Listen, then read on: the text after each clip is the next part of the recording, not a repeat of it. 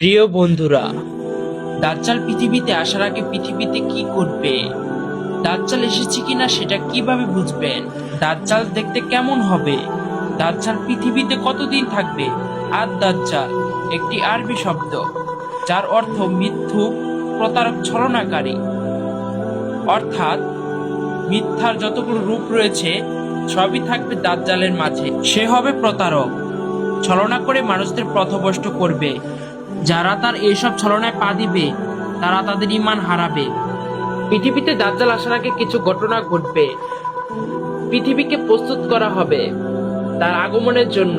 মহানবী হযরত মুহাম্মদ সাল্লাল্লাহু আলাইহি ওয়াসাল্লাম দাজ্জাল সম্পর্কে নিখুঁত বর্ণনা দিয়ে গিয়েছেন তার হাদিসে, যেন তার উম্মতেরা দাজ্জালকে সহজে চিনতে পারে।